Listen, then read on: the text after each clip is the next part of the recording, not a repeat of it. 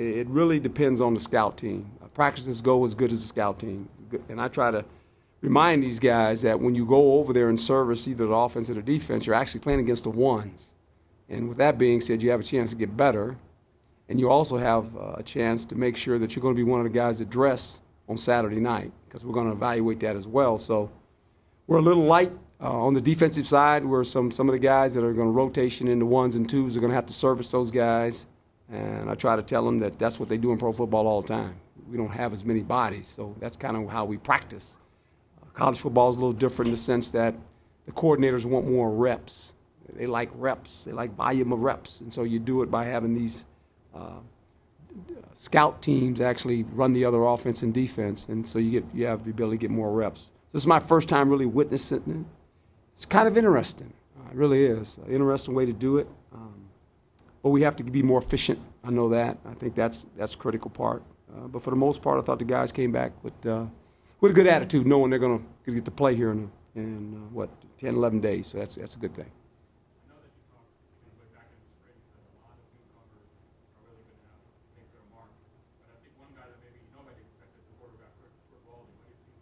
Yeah, he's done a nice job of really understanding the offense. Hadn't been here very long. Makes pretty good decisions with the ball, and that's the quarterback position. I still think there's competition there, which is good. You know, at the quarterback position, it's like any position. It's protecting the ball is always critical, and making good decisions. I've always told quarterbacks it's never bad to have to punt. You know, if we're going to turn the ball over, let's punt it. Let's kick it. You prefer to kick it than turn it over, and so if you just remember that, you know, we'll be okay. So, but he's done a good job. He really has, and we'll just see where it ends here when we have to make some decisions.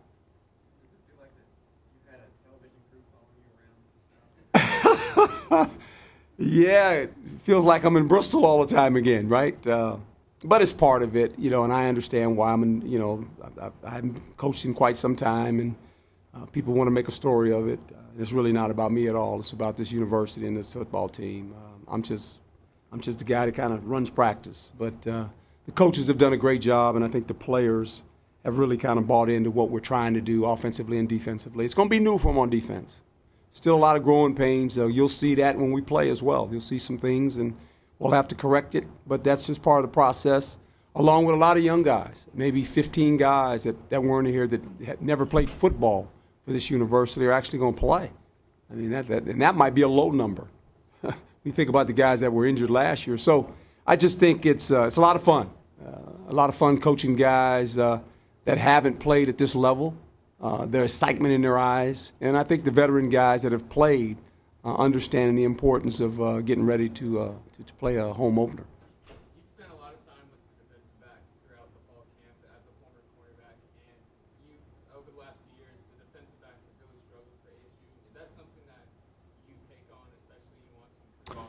I've always done that wherever I've been. When I've been a head coach, I've always kind of had the mindset of giving these guys some information. The coaches have been kind enough to obviously let me have some input. I don't never want to step on a coach's toes by any stretch of the imagination. But it's fun to coach those guys. You know, the guys in the secondary have different personality. I always say they're a little bit different. I get their personality because I played there my whole life. And it's a tough spot to be in. When you make an error, you get exposed. You're the last line of defense, you know, and you got to have a certain mentality to play there. You really do. It's a great position to play. You know, everyone says they can do it until they walk out there, and they go, okay, well now you're going to want to go do it. Let's go see. And you get exposed, and you know the mindset has to be selected memory. You can't let a bad play affect the next play. And there's a lot of talent there, a lot of raw talent that needs to be refined. The little things, the details of how to play the position are critical. You know, it takes talent to play it, but more of the details of how to play it and know where your help is and know what the coverage is going to allow you to do. So those things are things that you don't gain watching. You actually got to participate. And so that's the fun of it when I get the opportunity to coach these guys.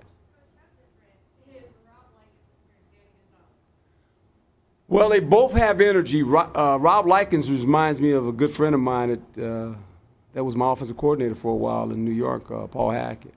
Has the same kind of persona, a little bit like Paul. Danny is he's kind of one of those guys.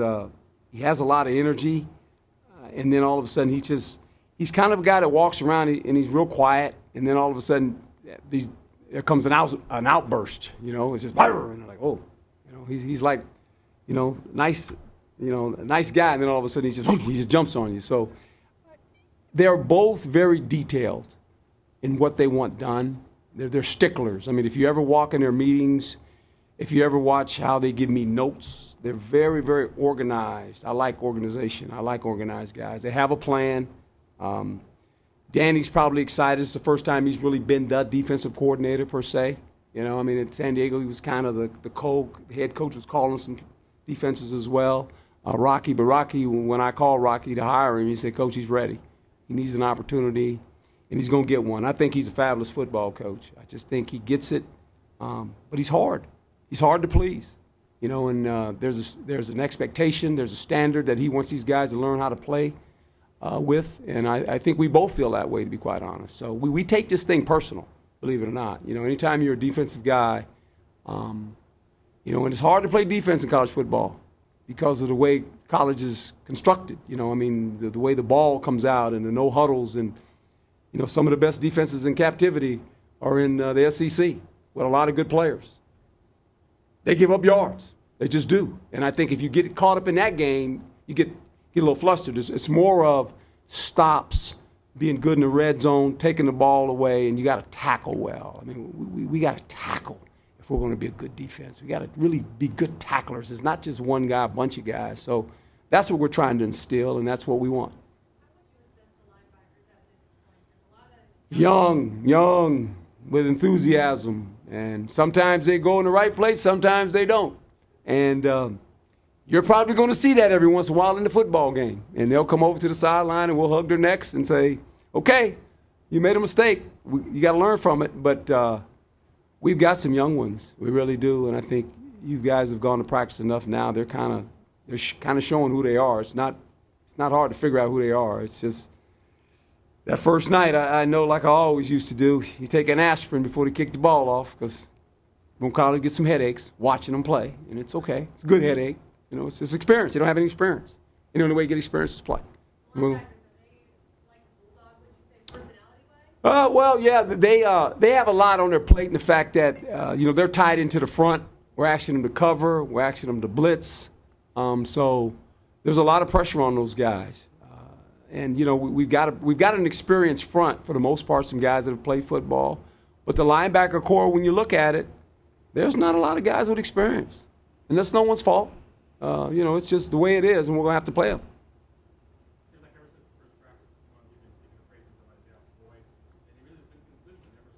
He really has. And knowing the young man when you recruited him, he plays with a little bit of an edge to himself. And when he got in here, he played with an edge. And, he's done everything I had expected. He really has. A friend of mine was working him out. A guy I went to school with at Cal was his workout guy. He's a track guy, kind of develops guys. They go see him, speed guys. He would call me once a week and give me an update on Isaiah and say how he was doing. And he said, Coach, he's coming. And I said, I know. And if he's under your watch, I know he's going to be okay. So that was good. So I was always getting an update. So when he came in here, it didn't surprise me. I mean, I was already getting the information. Oh, this guy's going to come in here now. He's going to turn some heads, and he has.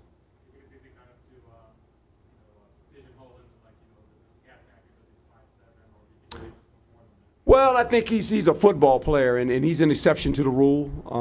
Height, weight, speed, probably, speed-wise, he can run. We can see that. But the height part and, in the weight part, people always say he was too little. Seen a lot of guys with his dimensions play at that other level, really good players. And I think he's going to be really a good college football player. Now, he hadn't played a college game yet, and we'll see when the bright lights come on how they react, because you never know. We'll find out a lot that first night when the lights come on and you smell the popcorn, you see the people, and they start playing the music, and you see the scoreboard lit up, and it counts. We're going to find out, how that affects guys. And so I think if we can keep our emotions under control, we'll be fine.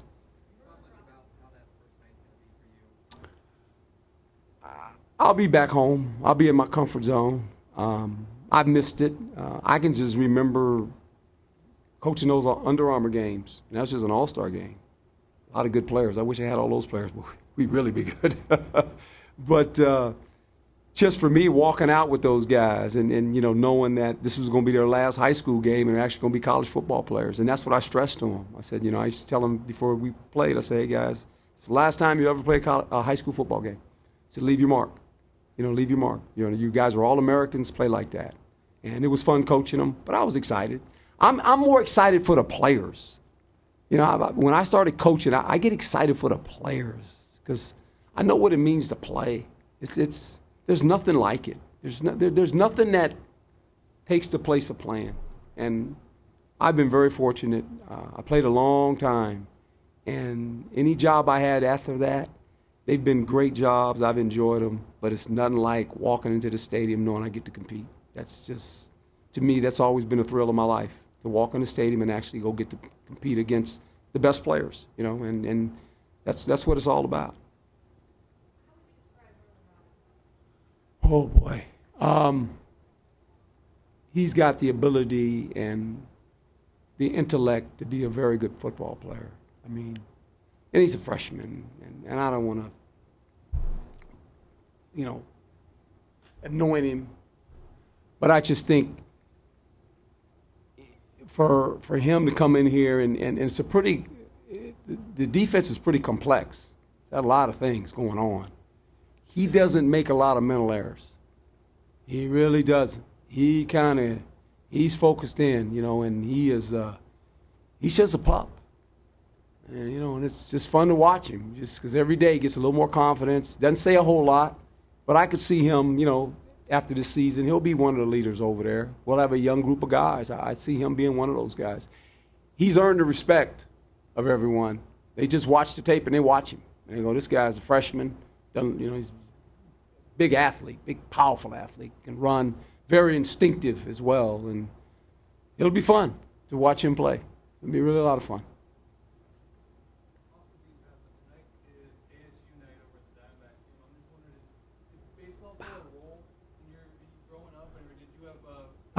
I was a baseball guy. I was a Giant fan. I was back in the day of Tito Fuentes, Jim Ray Hart, Hal Haller, Willie Mays, Juan Marshall, you know, all those guys. Willie McCovey, Barry Bonds' daddy, Bobby Bonds, the Alou brothers. You know, I was a big Giant fan growing up. Yeah, I love baseball. I played baseball. I played baseball. Actually, my first baseball game, got to go see Willie Mays. You know, and that was kind of like, wow, that's Willie Mays, number 24. And eventually, when I started, you know, I grew up and watched Willie Mays when I was like in junior high school or something like that. And I had a golf tournament. I would give this golf tournament every year down on the peninsula. And a buddy who was friends with Willie, he retired, and Willie came down and played in the golf tournament. So I got to meet Willie Mays. It was like, man, this guy Willie Mays is something. You know, I remember patting his glove, number 24. I mean, I had all the numbers now. I knew them all. You know, I watched them. I was a Giant guy. There's no doubt about that. Yeah, and an A's. I was a little bit of an A's. You know, Reggie's a good friend. Jackson. He lives down in my home. He lives down by me down in Carmel. So I met Reggie when I was with the Eagles. He was doing then working for ABC. He was doing some commentating. They had the Superstars over in Hawaii. Met Reggie then, back in '82 or something like that. And we became friends. We're good friends now. And he's probably going to come out and see a game or so that'd be good. Yep. Reggie? Oh, yeah, a couple times. Yeah, before I left. He called me up, said, you got to come see. He's a collector of cars, if you guys know. He's got a bunch of cars. And I had to go there and go through these. And he's got a car. He's got his first car that he ever bought when he signed with the A's, right? And I'm in there. And I'm walking and doing the car deal with him, you know. I said, how do you have all these cars? He's got over 100 cars, and they're beautiful. I mean, they are flat, gorgeous. But yeah, I see Reggie every once in a while when I go home. So he'll just call me up sometimes, say, hey, what are you doing? Nothing. We're having lunch. You need to come down here. All right. Reggie Jackson calls, you show up, right? You don't ask him why. You just show up. And so yeah, he's been a good friend. Yeah.